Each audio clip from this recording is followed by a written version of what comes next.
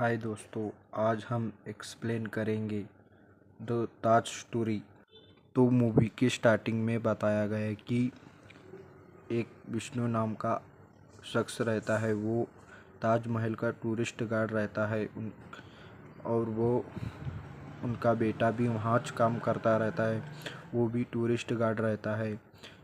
उनके फैमिली में हमें दिखाया जाता है कि एक एक बेटी और एक बहू और दो पोते रहते हैं। फिर दूसरे सीन में एक लड़की को दिखाया जाता है जो वो टूरिस्ट गाइड विष्णु जी का इंटरव्यू लेती रहती है। फिर वो विष्णु जी से एक सवाल करती है कि वाकई में ताजमहल शाहजहाँ ने बनाया है क्या। फिर विष्णु जी बोलते हैं मैं कुछ नहीं बोलूँगा और वहाँ से चले जाने लगते हैं। लेकिन वो लड़की फिर से माफ़ी मांगती है और विष्णु जी से बोलती है कि मैंने कहानियाँ सुनी है और जो उनके महेश दास जी है उन्होंने तो आईपीएल भी लॉन्च कर दी थी, लेकिन वो केस बंद हुआ था। फिर हमें दूसरे सीन में दिखाया जाता है कि जो विष्णु जी है वो दोस्तों के साथ घर के ऊपर छत पर पार्टी करते दिखाते हैं। फिर एक दोस्त फिर विष्णु जी बोलते हैं कि ताजमहल के ऊपर जो गुंबद के ऊपर जो है उसका डीएनए टेस्ट करवाना होगा। फिर एक दोस्त बोलता है जिस थाली में खाता है उसी में छेद करता है। फिर झगड़ा बढ़ जाता है। फिर वो झगड़े को सुलझाया जाता है। फिर दूसरे सीन में हमें दिखाया जाता है कि एक होटल रहता है जहाँ पर विष्णु जी वोट मांगने गए रहते हैं। फिर वहाँ पर सभी लोग उनको ताना मारने लगता है। फिर वो लोगों को पूछते हैं कि ऐसा क्यों बोल रहे हो। फिर वो बोलते हैं कि एक वीडियो दिखाते हैं उनको जो ताजमहल के बारे में जो विष्णु जी बोल रहे हैं वो वायरल हो जाता है। फिर विष्णु जी को शर्म आती है और वो घर चले जाते हैं। फिर उन्हें टूरिस्ट ऑफिस में बुलाया जाता है। वहाँ पर उन्हें कुछ लोग बहस करते हैं। फिर कुछ लोग तो उन्हें बोलते हैं यहाँ से उनको निकाल देना चाहिए। फिर एक आदमी बोलता है कि आपको सस्पेंड किया जाता है। फिर उनके बेटों को भी सस्पेंड किया जाता है। फिर वो ताजमहल के पास जाके एक विचार करते बैठते हैं कि वाकई में ताजमहल किसने बनाया है। फिर अपने 3 दोस्त के साथ वो वकील के पास जाते हैं और बोलते हैं कि मुझे केस करना है। फिर वो बोलते हैं किस पर। फिर वो बोलते हैं कि ताजमहल पर आईपीएल फाइल करनी है। वकील साहब बोलते हैं कि आपको सबूत तो चाहिए, सबूत नहीं तो फाइल नहीं होगी। फिर वो बोलते हैं मुझे कुछ टाइम दीजिए, मैं सबूत आपको ला के दूँगा और शायद मैं आपको फ़ोन करूँगा। फिर वो अपने पिता के दोस्त के पास जाते हैं, लेकिन वहाँ जाकर पता लगता है कि वो पिता के दोस्त का निधन हो गया रहता है। फिर उनके बेटा बोलता है कि बेटा मिलता है उनका। फिर वो बोलते हैं कि आप कौन। फिर वो बोलते हैं मैं आपके पिता का दोस्त का लड़का हूँ जो वो ताजमहल के नीचे गए थे। मैं एक आईपीएल फाइल केस कर रहा हूँ जो ताजमहल के ऊपर है। वो पिता के दोस्त के बेटे को बोलते हैं कि मुझे कुछ रिसर्च चाहिए जो आपके पिता ने ताजमहल के ऊपर की गई थी। फिर उन्हें वहाँ से सबूत मिलता है। फिर वो वकील साहब को बोलते हैं कि फ़ोन कर कि आप आईपीएल फाइल लॉन्च कर दीजिए। वो वापस घर चले आते हैं, लेकिन घर में किसी को मालूम नहीं रहता कि वो कहाँ गए थे, कहाँ से आए हैं। फिर वो फैमिली को सारी बात बताते हैं।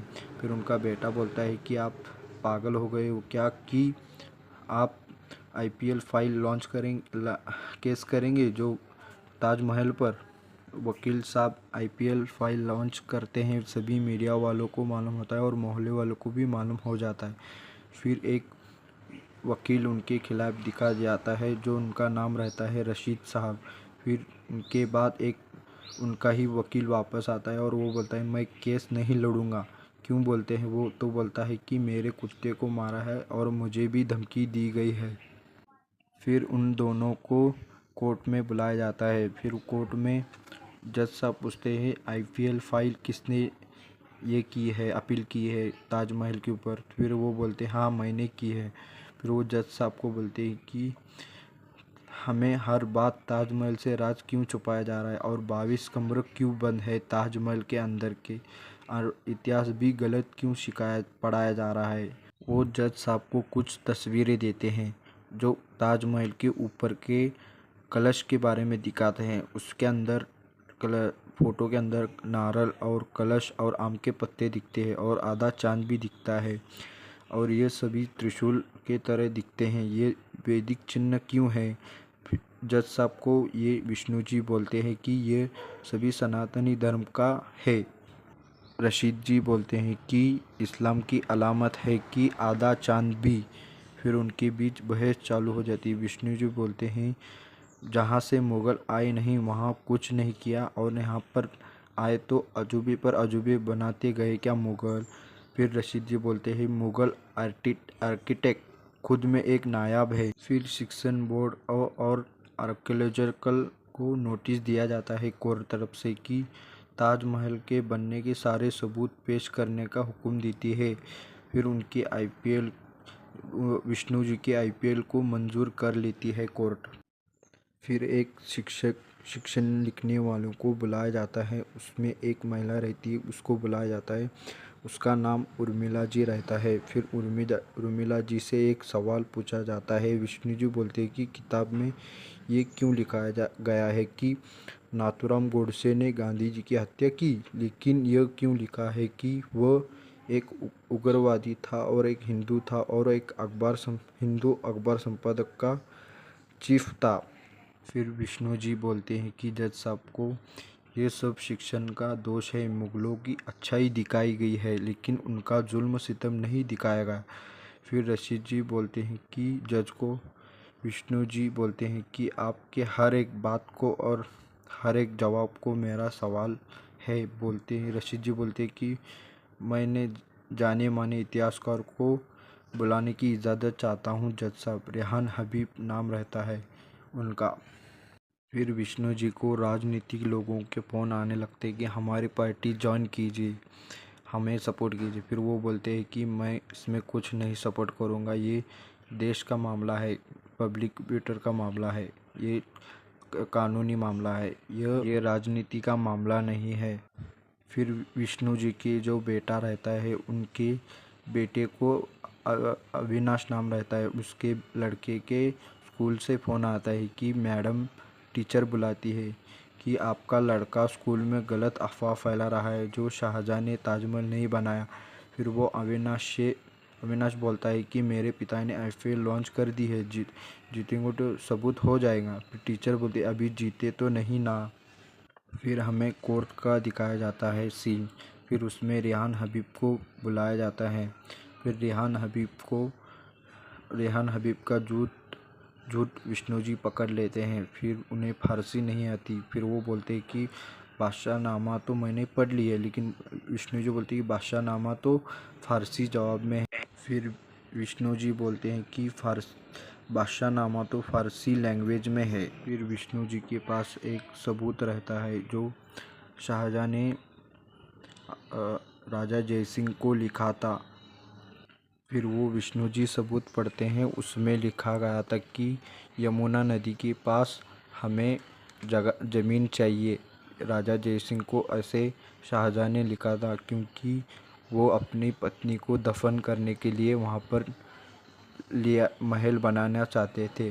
फिर विष्णु जी रेहान जी को सवाल पूछते हैं कि टर्नओवर भारत कभी आया था। वो बोलते हैं कि करीब 1640 के वक्त या तो 1641 में वो भारत आया था। फिर विष्णु जी बोलते हैं कि टर्नओवर भारत में सेकेंड टाइम 1665 में आया था, लेकिन वो आगरा नहीं आया था। फिर विष्णु जी बोलते हैं कि 1651 से लेकर 1654 टाइम टर्नओवर ने भारत में रहा था, 3 साल में भारत में, लेकिन कभी आगरा नहीं आया। फिर रशीद जी भड़क जाते हैं, क्या करे, ताजमहल की खुदाई करे क्या, ऐसा रशीद साहब बोलते हैं। फिर विष्णु जी बोलते हैं कि मैं कभी नहीं चाहता कि उस ताजमहल के ऊपर हथौड़ा चले। फिर विष्णु जी के फैमिली को धमकाया जाता है। फिर रशीद जी एक गवाह लेके आते हैं जो आर्कियोलॉजिकल ऑफिस के चीफ रहते हैं। उनका नाम श्रीनिवास पटेल जी रहता है। वो ताजमहल के बारे में बोलते हैं। विष्णु जी बोलते हैं कि जो मुग़ल शैली बोलते वो असल में भारत शैली है। विष्णु जी कुछ वो फ़ोटो भी दिखाते हैं, वो बोलते हैं कि मुग़ल शैली, वो बोलते हैं कि वो भारत की शैली है। वो कुछ तस्वीरें दिखाते हैं जहाँ के बाहर आर्किटेक्ट बने रहते हैं। फिर विष्णु जी श्रीनिवास जी को बोलते हैं कि ताजमहल बनकर कितना साल हुआ। श्रीनिवास जी बोलते हैं कि 17 साल में बनकर हो चुका था। काम शुरू 1632 में हुआ था और ख़त्म 1648 में हुआ था। फिर विष्णु जी बोलते हैं कि श्रीनिवास जी ताजमहल का काम 1639 में ख़त्म हुआ था। फिर रशीद जी बोलते हैं कि मेरे पास एक सबूत है कि शाहजहाँ ने राजा जयसिंह को पत्र लिखा था। शाहजहाँ ने संगमरमर के पत्थर लाए जा रहे हैं, वो कुछ गाड़ी का इंतज़ाम कर सकते हैं क्या। फिर जज साहब बोलते हैं कि विष्णु जी आपका क्या कहना है। तो विष्णु जी बोलते हैं कि मुझे कुछ टाइम चाहिए इस फरमान को स्टडी करने के लिए। फिर विष्णु जी को एक फ़ोन कॉल आता है। वो बोलता है कि मैं आपको किसी से मिलाना चाहता हूँ जो आपको इस केस में मदद कर सकता है। वो जब फ़ोन कॉल आया था वो वकील का रहता है। वो एक इंसान से मिलाता है जो ताजमहल के नीचे गए रहते हैं, लेकिन उसे भी धमकाया जाता है और कोर्ट में आने से मना करते हैं। लेकिन विष्णु जी को लगता है कि वो इंसान आ जाएगा, लेकिन वो नहीं आता कोर्ट के अंदर। फिर कोर्ट में बुलाया जाता है। फिर विष्णु जी के पास एक लेटर रहता है जो औरंगज़ेब ने उस वक्त लिखा था। ताजमहल के उत्तरी दिशा में गुम्बद से पानी टपक रहा है। फिर विष्णु जी बोलते हैं कि 4 साल बाद ताजमहल गिरने लगा या महल पुराना है क्या। जो पुराना महल है उसी ही फिर से बनाया है ताजमहल। फिर रशीद जी बोलते हैं कि मेरे पास एक सबूत है, महल पुराना है या महल को फिर से बनाया है। फिर वो एक जज साहब को किताब देते हैं जो ट्रैवल्स ऑफ भारत आया था। तब पीटर मंडी ने लिखा है कि ताजमहल काम होते हुए देखा है, जो 1633 में लेके देखा है। मुमताज़ के कब्र के पास सोने की रिंग्स लगी हुई थी। फिर विष्णु जी बोलते हैं कि नकली कब्र के पास इर्द गिर्द सोने की रेलिंग क्यों बनाई गई होगी, कुछ छुपाने के लिए क्या कुछ नकली कब्र बनाई गई है। फिर जज साहब को रशीद जी बोलते हैं कि शाहजहाँ के शासनकाल में गोल्डन एरो बोला जाता था, सोने की कमी नहीं थी, यहाँ तक कि उनके बैठने का सिंहासन भी सोने जेवरात से जड़ा हुआ था। फिर विष्णु जी बोलते हैं कि शाहजहाँ के समय महामारी और बीमारी भीखमंगी भी थी और बादशाहनामा में लिखा है कि ताजमहल बनाने के लिए गांव-गांव में चंदा मांगा था जज साहब। फिर उनके बेटे को मारते हैं और धमकाया जाता है। फिर उनका बेटा अपने पिता से बोलता है कि आप केस मत छोड़ना, कुछ भी हो जाए। फिर विष्णु जी बोलते हैं कि रशीद साहब को शाहजहाँ ने ताजमहल बनाया नहीं है। ताजमहल मुग़ल आने से पहले 200-300 साल पहले बनाया गया है। विष्णु जी एक किताब देते हैं जज साहब को, जो इसमें चंदल मुर्ची राजा ने मुख्यमंत्री सलग सा लिखा है कि 2 सफ़ेद मंदिर बनाए जाए। जो सफ़ेद एक ही है ताजमहल और एक बन न सका। फिर विष्णु जी एक रिपोर्ट दिखाते हैं जो अमेरिकी के पीटर विलियम्स ने लिखा है। 1981 में लिखा था। यमुना नदी के पास दरवाजे के पास एक लकड़ी का टुकड़ा कार्बन डेटिंग के लिए शाहजहाँ के शासनकाल का से भी 300 साल पुराना है, उस टाइम का है ये लकड़ा। फिर विष्णु जी बोलते हैं कि पीटर विलियम्स ने इलीगल तरीके से वो लकड़ी का टुकड़ा ले जाया था और कार्बन डेटिंग की थी, क्योंकि तभी सरकार ने पीटर विलियम्स को लकड़ी जब भी मांगा था तभी सरकार ने मना कर दिया था पीटर विलियम को लकड़ी देने से। फिर विष्णु जी कोर्ट को टाइम मांगते हैं कि सबूत पेश करने के लिए। फिर विष्णु जी सोचते बैठते रहते हैं कि सबूत क्या मिलेगा। तभी जो उनका इंटरव्यू लिए रहती है वो लड़की फिर से दिखाई जाती है। फिर वो बोलती है कि एक सबूत मिल गया है, जो पीटर विलियम की बेटी है, जो इंडिया नहीं आने चाहती, लेकिन वो एक सबूत देना चाहती है।